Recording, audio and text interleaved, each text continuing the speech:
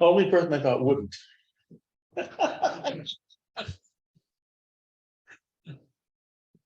I'm with, We yeah, all good now? All right, we'll call the meeting to order. Motion for the minutes. Seconded. All in favor? Yeah. Approve payroll. That's done. Factory. Brand Ween will not be here for a little while. For another 15 minutes. So that brings us to Sonia. The reason I'm here this evening is because we currently have a application only for a renewal for a marijuana license. And as we were talking about this renewal, we believe as a board that the fee schedule for renewal is too high. We would like the fee schedules to be lowered. Currently, tier 3 is the right. tier 3 is the tier that I'm talking about right now. During the application process, we charged them $20,000 to get a license for marijuana for tier 3. We think that it would be reasonable for the renewal to go down to $10,000 or less. We would also like to ask if the renewals that are.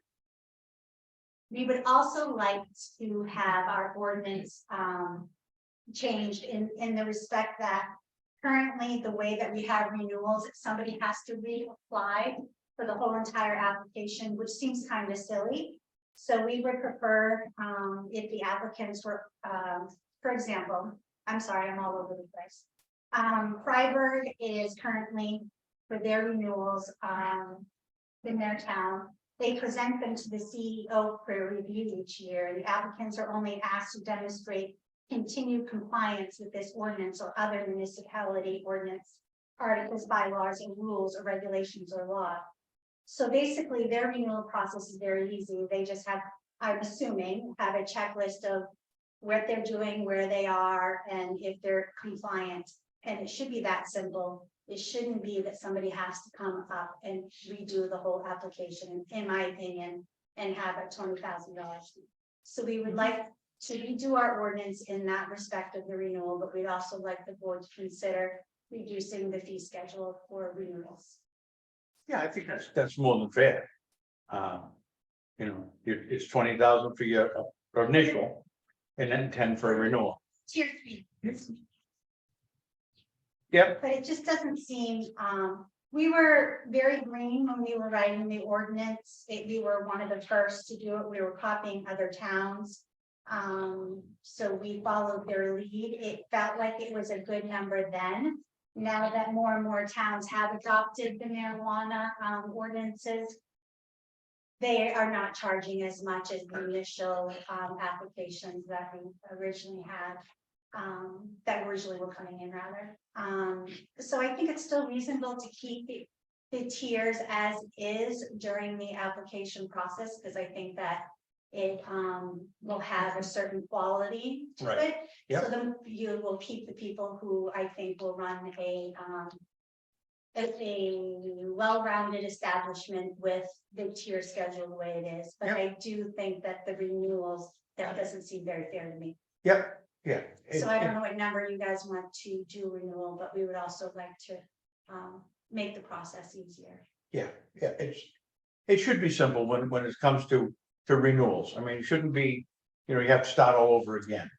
Yeah, I'm not certain why we did that. I think we just wanted to make sure that we were, you know, that we were making sure that marijuana was going to be run correctly in our town. We didn't know what that looked like. Again, it was pre-COVID and life, and just we're not certain. But now that we're learning and seeing what other towns are doing, there are longer things. Good idea. I don't know the number. I'd look at a recommendation from the planning board. Yeah. You guys can reach out. You know, 20 the other ones were reviewing the documents from the other town. Yeah. So bring something. So I'll give you a number when I come up with one. I was just looking what everybody else is doing. And Mike has to inspect them. Place. Yeah, Mike has to inspect them before they renew. Yes, and so does Dick. And Dickie does, okay. Okay, And it seems like that is what we should do and not, I don't think it should come to the planning board after the initial.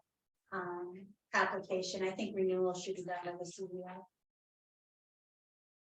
that could be done. It's not dependent on the inspections, so. Yeah, it's all dependent on the spec. Dual signature. Yeah, if those two agree, then it should be fine, yeah. It just seems like it's silly to come back to the planning board if it's just a rumor. Yep. Unless they have concern, they want to bounce it back because they have questions or concerns about a certain application, they can certainly bounce it And, back. and at any time they can always come ask you questions. Exactly, anytime. So, Yep, Bruce? Yeah, no, it's 3 or 4 months ago, Mike was, said the ordinance was unenforceable. Is anything being done about that? I didn't get that. It was in the meeting, that the marijuana was, and it had to do with the medical part of it. that has been clarified. Okay. Okay.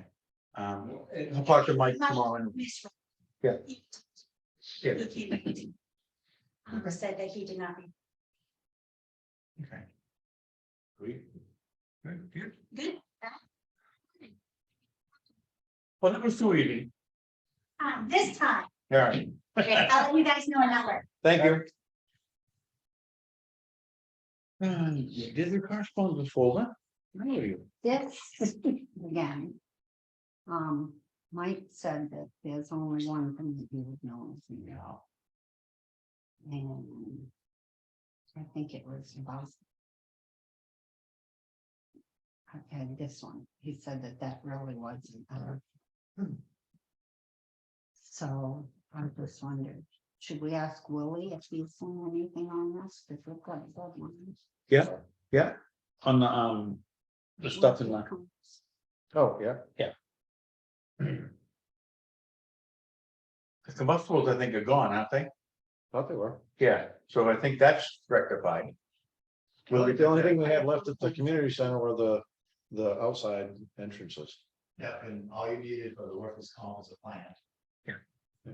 So they're looking for, what do you intend to do? Okay.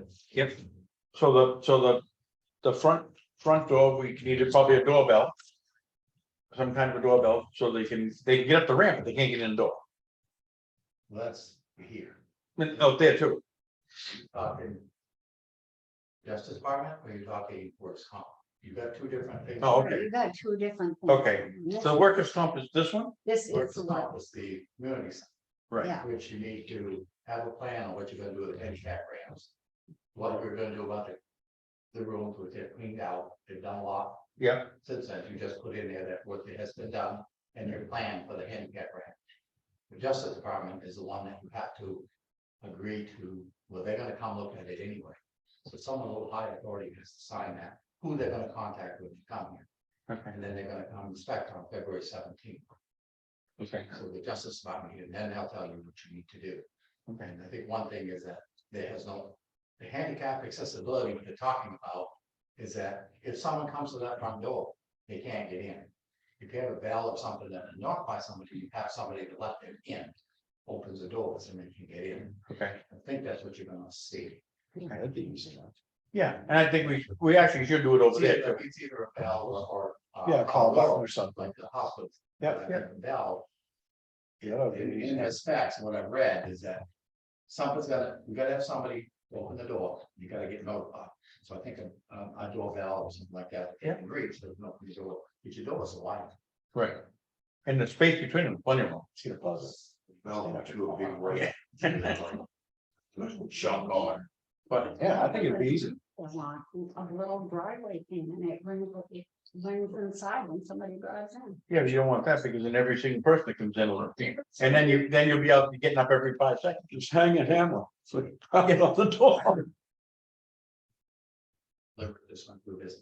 And Yeah. they give you time. Yeah. They're still working on theirs. They had issues, they handicap ramp, they had issues about upstairs and second floor, egresses, they looked this cool. Well, And they the worked with you. the front door one is fine, except for they plow the snow on top. We corrected them. So, yeah, and then I gotta ask them to clean out the door by the furnace room too. And that's not good, the need those open. Straight out, Yeah, they were shoveled out the other day. I come back to check them. not day after day. I didn't check it today. The other day after I heard they weren't, I came back and they were. Yeah. It must have been the day he brought the bags that they got done.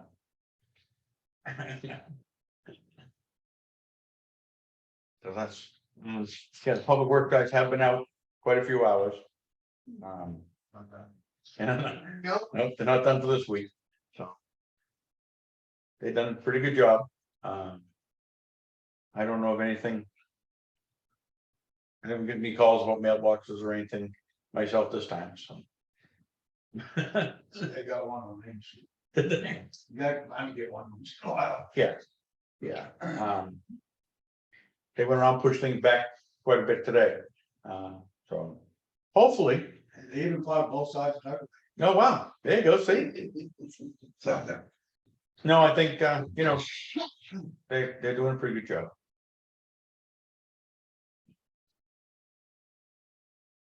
Oh.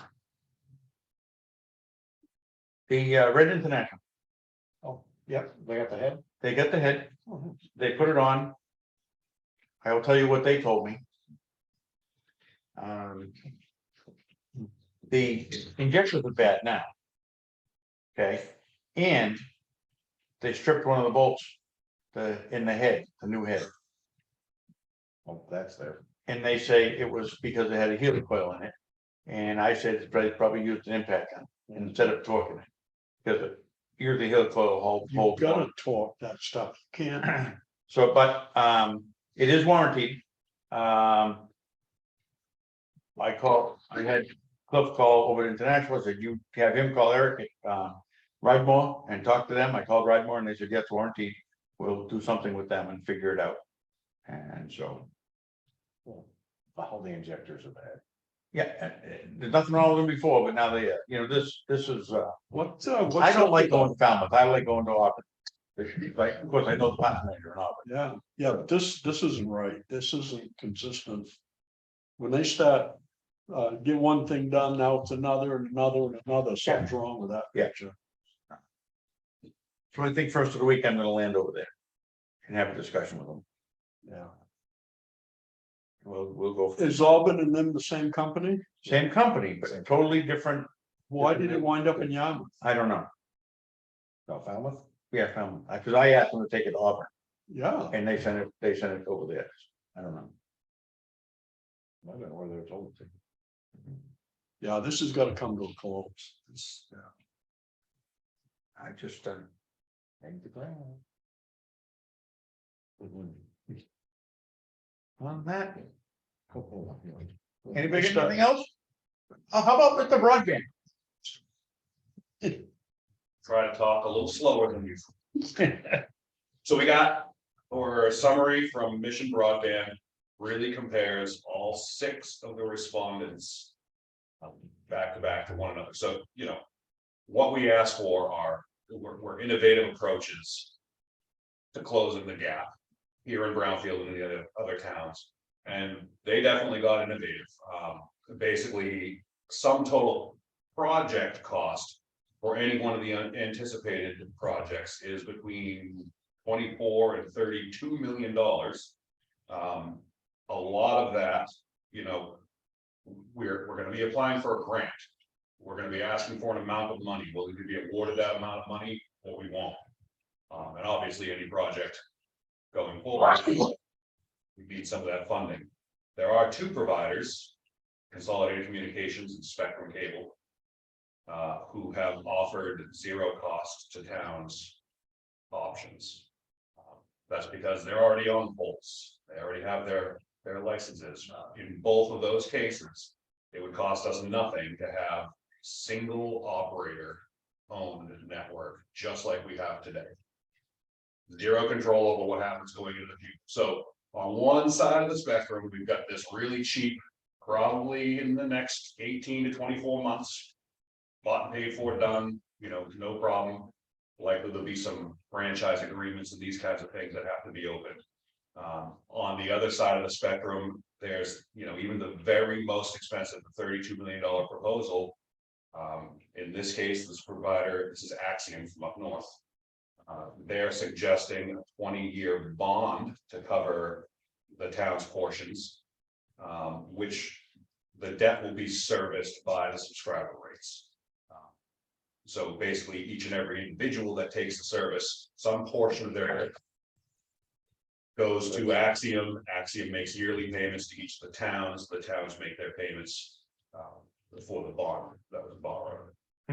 And in this case and in others, it looks like this debt service will actually generate revenue, even with the most conservative pay rates. Meaning, we run fiber optic past most of the houses in Brownfield, but don't actually tie into them, and they don't pay us anything. It still looks to be economically feasible, so. You know, there's a ton of details in here. I'm not gonna just hand them out verbatim in this meeting. But there are at least 4 really viable options here. 2 of them with providers we know and love. And a couple with new guys, I'll say. They're not new guys, they're all effective and well-established companies. GWI, Matrix Design Group, Axiom, Consolidated, and Spectrum. Are they all gonna try to keep it in the $50-$60 range? Is that what they're? So we've got, there are a couple that are over that. For instance, Matrix Design Group is much more in line with like Elon, Starlink pricing. Yeah, $59.99, $55, $55, $95 is GWI, but I'm sorry, is Matrix. But Matrix did not count on any grant funds. So any grant dollars that we get would effectively reduce those rates. But it was the first question we asked of them, why is yours twice what everybody else's is? Again, you know, it's such a complicated list of details. Matrix is basically proposing, hey, of the $30 million, we're gonna bring 70 or 80% of that out of our own, out of Matrix's capital. And we'll be responsible to bond or get grant funding for the remainder. And no payments in that case are due until 2026. After which we start making money off of the thing. So there's not one of these, I think, that's allowed to propose. But we do need to understand, and pretty quickly, you know, what is it that's most important to us, to our townspeople? Are we looking to get into something cheap and now, or are we looking to get into something future-proof with a provider who's genuinely proven to be interested in access for everyone, see improving the broadband landscape, and maybe paying a little bit more for that? Forming a broadband utility district or something to that effect to oversee, you know, some of this stuff. There's a lot here. Yeah.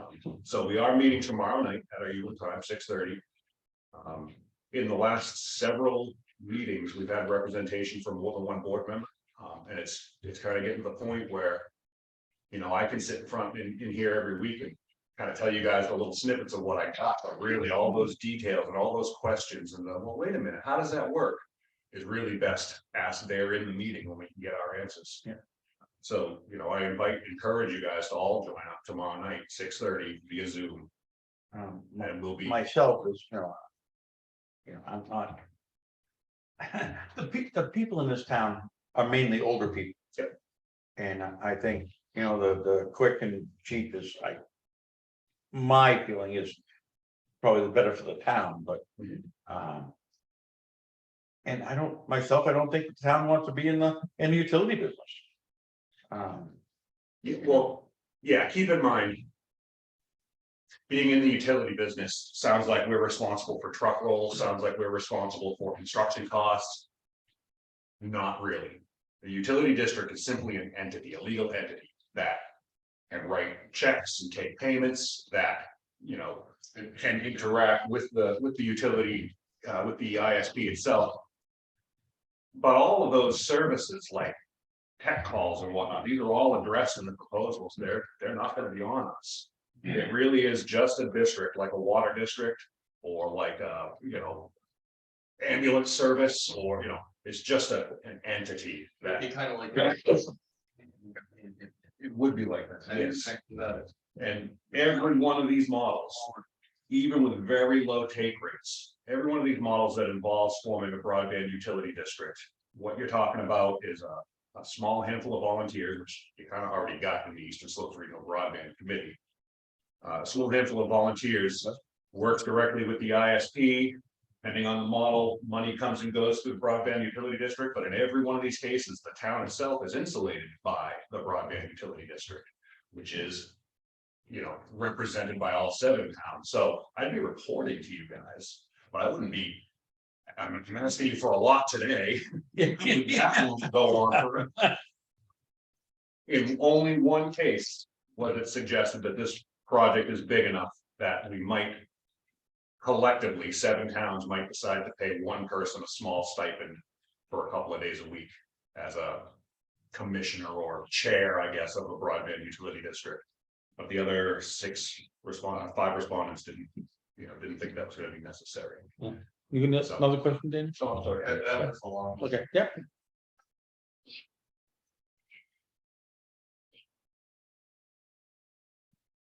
Are you getting younger? Yeah. Yeah. But. Inherently, Brownfield has been an older community. You know what, sure, my little crystal ball isn't telling me that, but it doesn't look like it's gonna get any younger. It really is a guessing game. You know, we can look at data trends nationwide and also just in the state of Maine. Yeah. And while the state of Maine does continue to age, the advent of true broadband, high-speed broadband, really has changed the way that people use the internet of all ages.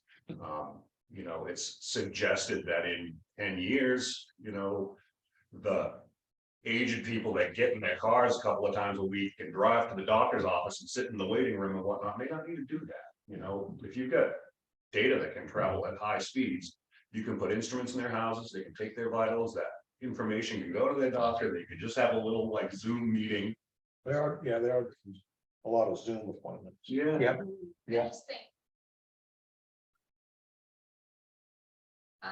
And then putting something in here to just support the older community is really limiting the town from growth. To bring in that younger community, and I hear you guys all the time complaining about how the younger community, we don't have enough younger community to get involved. But if we bring something into the town where it's helpful for people who's working at home or whatever, it's going to help the community and help with getting. Yeah, that's true. So, you know, I think that's a really great point. It's a good question. We'll be moving on to have these sort of community meetings where people can ask questions and get answers, these kind of things, because it's a big topic. With the proposals that generate revenue, how long would to the chance that it would possibly produce a dividend? Typically within the first year. All but one of them, and that one was a little bit different than that. The first debt payments happen until 2026. So there's a little bit of a snowball effect in the front, and so, you know, and still, you know, these are the responses we've gotten from these guys. And we've gone back with some clarifying questions, but we haven't gotten into the phase of negotiation yet. Hey, I'll take your proposal if you make these changes. And lastly, you know, my personal experience as a realtor who's out here in most of these houses all the time.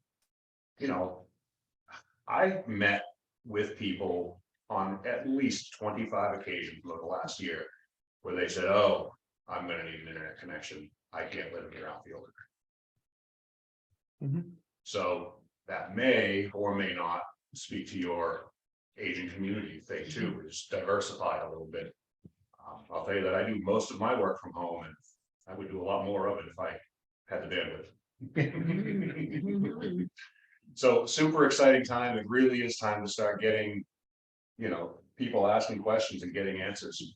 Yeah. Really important that we all kind of digest this one email with 4 attachments that ended up, as John said, being pages and pages and pages of information trying to understand which is the best proposal. I know in a lot of cases, we bid a project.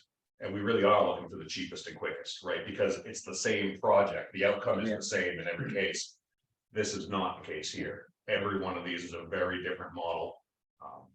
You know, I'm as green in this as you guys are as well. I just want to make sure that we're thinking about this from the right perspective and getting people's thoughts on it, so. Okay, good. Thank you. Gregory. You must be you. That would be me. Here. Sure. Sorry, first of all, I am Zach Renner, that's my name. I apologize for being late. I undershot the traffic leaving town, so I'm sorry I'm running behind. But I'm happy to be here. Thanks for making some time to talk with me. Happy to tell you a little bit about myself, firm, answer any questions you have. Talking about broadband, I was talking about broadband with a client the other day. It's definitely a big topic among our municipal clients right now. So I'm happy to answer any questions you have or tell you a little bit about myself. I think, of course, years ago, that Burns, I think was the attorney we used for the mill. Maybe George Burns? George Burns, yeah. Yeah. I saw him today. He's like 4 offices down from me. Yeah. Have you had a town attorney in the past? Yes, Okay. yeah, in say 99, 2000, I think we had you people. Bernstein, yeah. Yeah, and I think Durwood Parkinson. Yep. Left. And we went with Durwood. Yep. And then. It's moved on, and now it's. There are just things happening that we may need somebody different. Sure. We have an ongoing thing that the attorney said that she may not be able to do. Because she had worked with the other person. Yep. So that's what we call it. Yeah. she could- Okay. Yeah, so that could, Sure. That's usually an ethical conflict. yeah. And. I guess there was a little bit of a conflict with the water extraction ordinance, because she did part of that working for this company, and then she went to this company, so that put a little, Sure. thing, so that's why what made us start thinking that maybe we need to look at something different. Yeah. Oh. Happy to give you some thoughts about who I am, what our firm does. I know obviously Durwood is a great attorney. He was with Bernstein for a long time, sort of went out on his own. I have this conversation a lot. Happy to talk about cost too and different cost structures, because municipalities are not private clients. You've got to respond to your taxpayers and make sure that you're using your dollars wisely and get good legal services. My name's Zach. My family's from Waterville. I grew up sort of Kingfield area. Been in Maine most of my life. I work out of our Portland office. Sometimes I work out of our Augusta office. I grew up as a municipal attorney, but I've also been trained as a litigator like George Burns. I represent pretty much only municipal clients, some big ones down south, some ones up the mid coast, and a lot of smaller towns up this way. I point you to Vern Maxfield in Woodstock, who's a town manager there. Worked with Vern for a long time.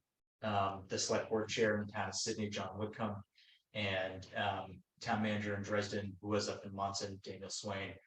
Those are all sort of similar sized towns, and I've worked with those town managers and select board chairs a lot the last 5-6 years. Like I said, pretty much only represent municipal clients.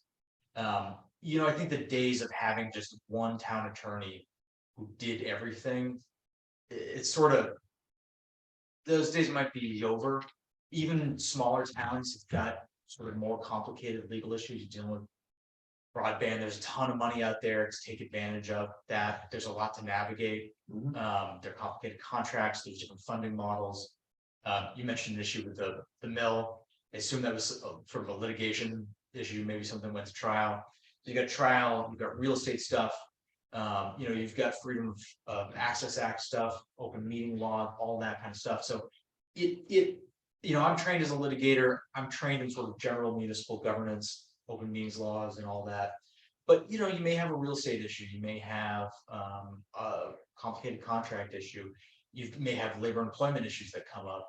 And that all requires like a specialized skill set. And I think it's often more cost effective for our municipal clients to have an attorney who specializes in any one of those things. And our firm has attorneys in all of those areas, many different areas. So, if you decide you want to use us again, what I'd say is, right, I'm sort of the point of contact. So you know who to pick up the phone and call when you've got an issue.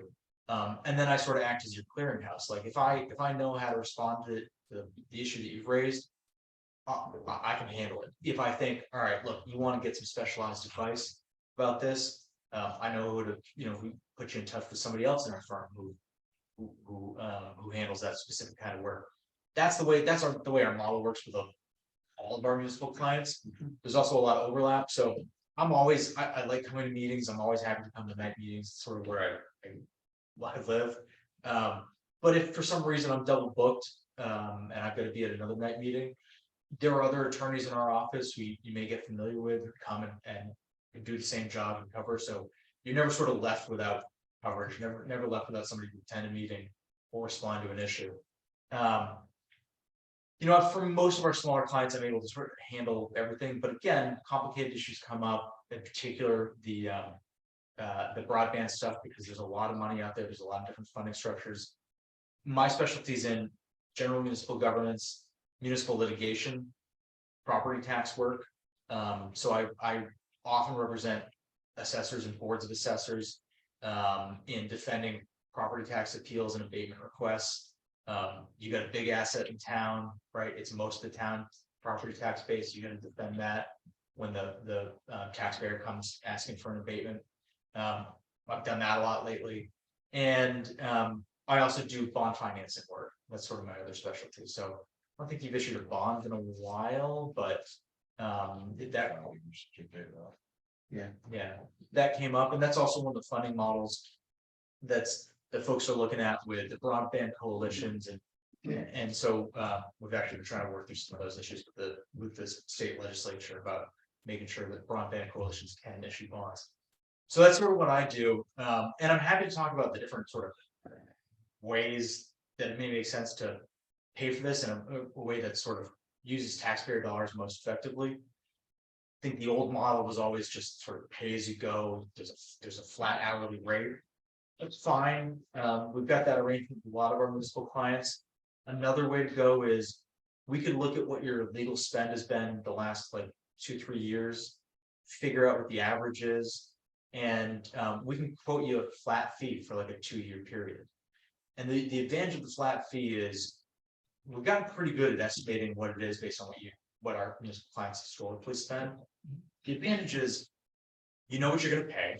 So it's an appropriation that you can make at the outset, town meeting. It's just, you've got clarity about that. And I think the real thing that we found as a benefit is it lets Alvina, town staff, whomever, any of you that are authorized to call the town attorney, just call up without worrying about the meter running. And I'll tell you, 9 times out of 10, it's way easier for us to help our clients, particularly municipal clients, before you sort of get to the problem point, right? If you think, look, I think that I see this problem come down the road and I want to talk to you about it and get some advice. That's inside the flat fee. That's inside sort of the scope of services. So the meter's not running on that. We can talk as long as you like. We've got time to do some research and really develop a game plan for you. And I think that's proven pretty cost effective for our municipal clients. I'll tell you one example where I think that's cost effective is, like I said, I work with assessors and boards of assessors a lot, and have an assessor a little south of here call up and say, we got a big box retailer in town, a Walmart, that kind of store. I think they're going to ask for a break on their property taxes and abatement. Can we talk through? And this was before taxes were committed. So the assessor had some some ability to adjust the valuation. Can we talk through what the valuation is? Can you help me build a defensible valuation here? So that maybe we can head this off with a pass, so they don't actually ask for abatement. And if they do, we're in a good position to defend it. And work with that assessor. The taxpayer did come ask for an abatement. But then when we said, okay, look, this is everything that we're gonna say to defend this abatement, they actually packed up and said, okay, we don't actually want to fight this. We'll leave the valuation on. So, you know, if we had gotten involved later, we would have maybe had to try that case, which would have cost, you know, 10, 15 grand. It cost a couple thousand. And that's because the assessor felt like our pick up the phone, call us and get some advice right, yes. I just did a lot of talking at you. I'm happy to answer any questions or anything you're interested in. With the flat rate that you just mentioned. If you look at us historically, say it's $15,000. Yep. Is that flat rate? Is that inclusive of if we do encounter an issue during that year? Yes, Or yeah. flat rate, so it doesn't matter if there's, say we have a suit that is filed and it has to be defended. So we're still looking at that flat rate plus. Two things that are generally out of scope. And we can talk about this, it's open for negotiation. But two things that are generally outside of the scope of the flat fee rate are, you might not have done any of these recently, but land use enforcement actions. Like if you've got a junkyard, if you've got some other type of land use enforcement, that's outside the scope generally because we get our attorney's fees paid for. The law requires that if a municipality, if the town brings an enforcement action against an owner for some sort of land use violation and we win, and we always do, That's paid for by the. that's paid for. Right. So that's outside the scope. The other thing that's outside the scope generally is extent like labor and employment litigation. So if you end up before, you end up in labor and employment litigation, that's outside the scope. And then, and this happens very rarely, but it does happen. I'm trying to remember the last time. Probably town of Sydney, maybe 5 years ago, and you called the select board chair and asked them about this. They had civil litigation about a construction project in town, and we had to sue the general contractor and fight about that. That's outside scope, just because it is impossible to predict how much that might end up costing at the outset. Litigation could be, you could resolve it in a week and it could cost $1,000. You could fight for 2 years and it could cost 25,000. And there's no way for us to it's very difficult to tell at the outset.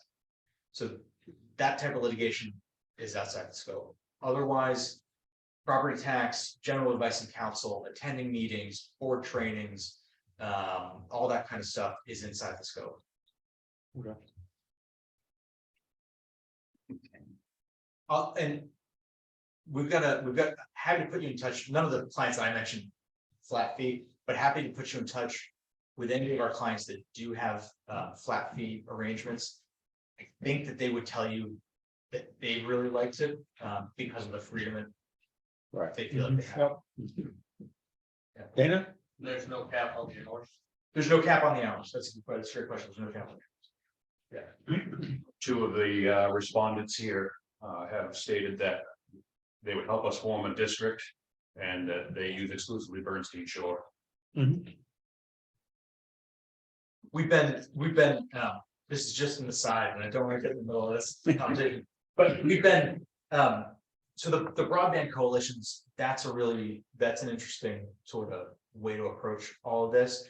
And we've been trying to work with the state for a long time on behalf of we've got broadband coalition clients and we've got individual municipal towns and cities.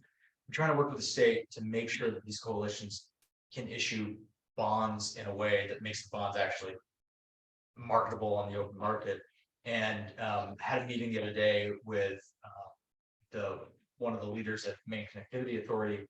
There's just a ton of money out there to take advantage of to get these projects up and running. And it's an exciting time. So I'll just been involved with this later. So, you mentioned negotiation. Yeah. we got your packet with the hourly.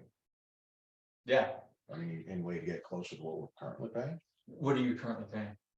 And with the new this year would be 210, 210? it's $80 an hour less. Yeah.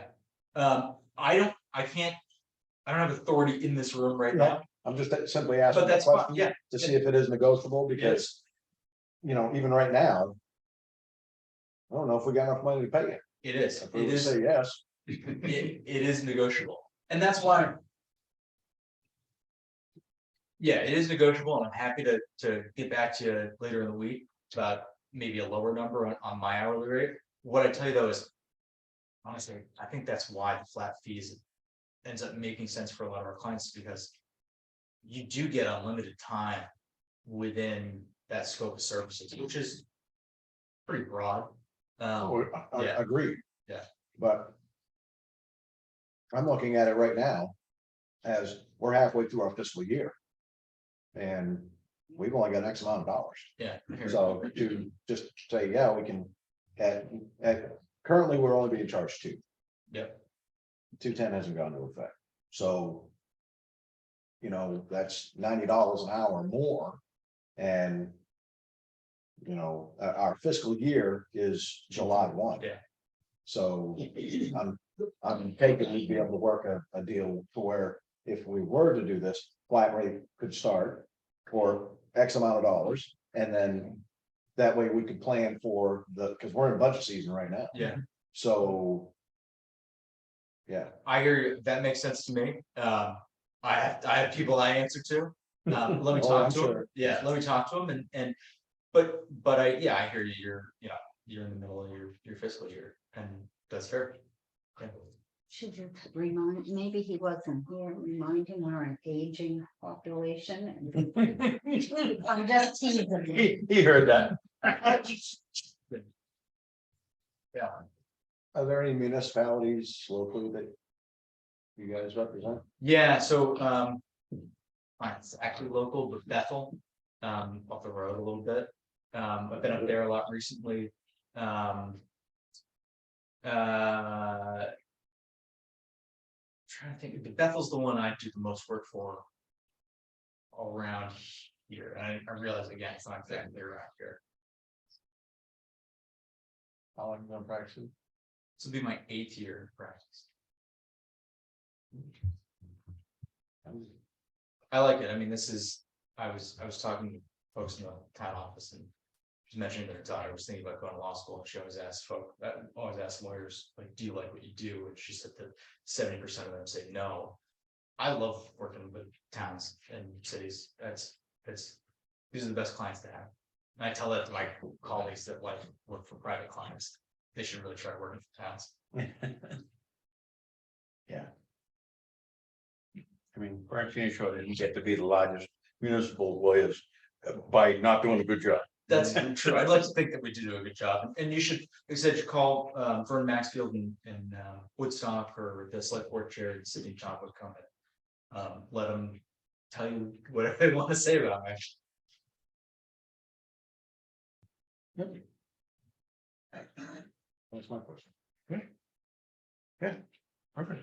Well, we'll do more discussion and get and see if you can figure out something on that end, and I will follow up with it. Absolutely. I appreciate that Yeah. very much. You work with ordinances and Yes. budget committee, not budget, planning boards. Yep. Comprehensive committees, bylaws and all that stuff. All that. So that's a great question, and it's something I sort of left out. Talking about questions about ordinances, working with code enforcement officers, attending planning board meetings, select board meetings, CBA meetings.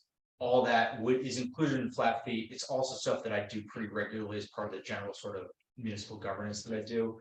I'm often serving as planning board counsel, so I'll go to meetings, advise planning boards, advise zoning boards of appeal. I work with code enforcement officers quite a bit. If there's issues within them. Yeah, are you talking about some rewriting of your ordinances? We're kind of in the hornet's nest here, so but you're familiar with all that stuff. Yeah, we've actually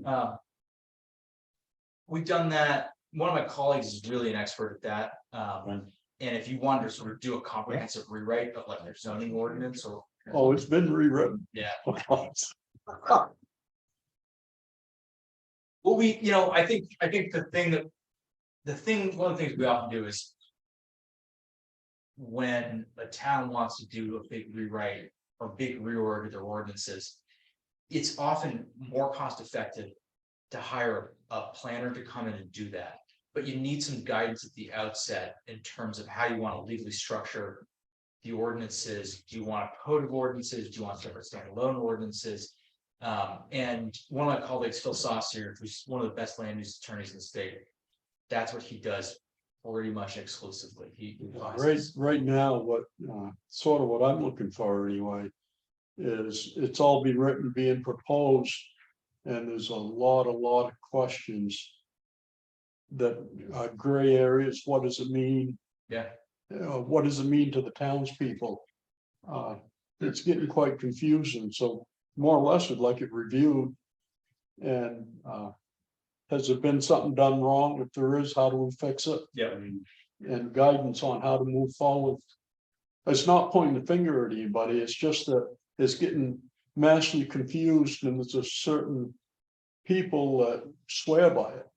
And they may understand it different than we do. Yeah. Or I do. Yeah. So it's just kind of clarification. Yeah, and if you have, if you've sort of see this sometimes in towns. If you've amended the ordinance and that a bunch, if you had a zoning ordinance, you've amended it a lot of times. You've added separate standalone ordinance over the years. You can get to a point where they contradict each other. Like you said, there's Yeah, we've got documented errors and stuff. So what does that mean? Yeah, yeah. We definitely work with towns a lot to sort of to clean those issues up. You can do it a lot of different ways, right? You can do sort of targeted approach where you try and fix each of the little problems, or you can do comprehensive rewrite of everything, which takes a lot of time, but it does sort of get through. Well, this stuff has taken place like in the last 9 years, 10 years, or 20 years. It's kind of been, and now it's trying to get straightened out, or they're moving on, and so it's got to be kind of looked at, reviewed. What do we have? What do we do? Where do we go? How do we fix it, etc. Kind of got to start at the beginning to see where it's escalated to. I don't know if any of this early on discrepancies have null and voided some of the later stuff. Yeah, you get sort of dig into it to know. Yeah. I don't mean to chew up too much time. I'd like to ask you all 2 questions if I can. The first is, what do you see as like the biggest set of issues facing the town Right now? Yeah. It's Land use, I guess, is one big one. Yep. I think the marijuana thing's pretty much straightened out. Land use. In what fashion?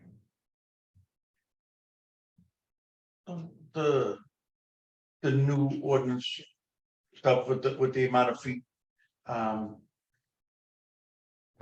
Where Saco River Shores has changed.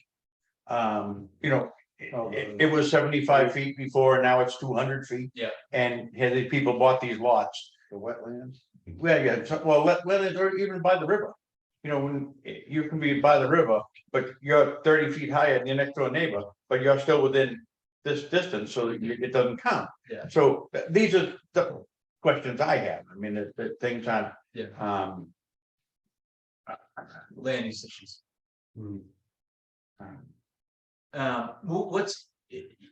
It sounds like you've some towns never called their town attorney, other towns use their town attorney all the time. It sounds like you've used your town attorney a bit in the past. What in your mind is what's the difference between what you're looking for in terms of a decent town attorney and somebody who's like really good, great? Like, what's the difference there? I like direct answers. Sure, that's That's great. Yeah. That's. Not, well, we start over here and we go around here, and then we come back over here and go around here, and then we cross here and come back to here. No. Whenever I have to say it depends to people, I always say it's the reason, I always preface it with, this is the reason people hate lawyers. But I hear you. Yeah, a little clarity. Yep.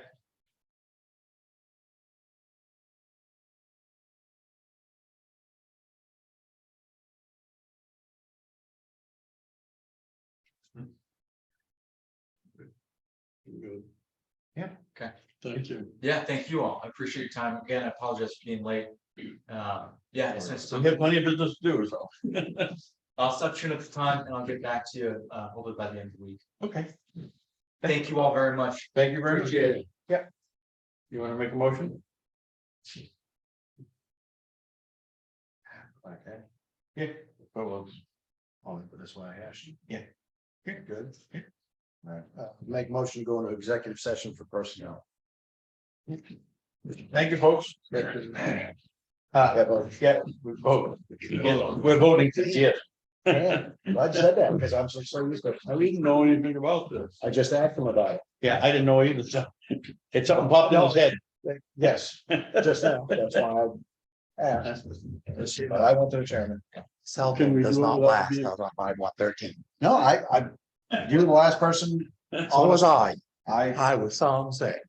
I'm mad. Was somebody beating you with a fire hose or something? Where was it at? At my shop. I blamed it on my dog. I was going to a call, and I put the phones in my pocket, and she called me. Because she doesn't want me shoving my roof on. I said, I'm not gonna do that. I'm gonna do it at 1 o'clock.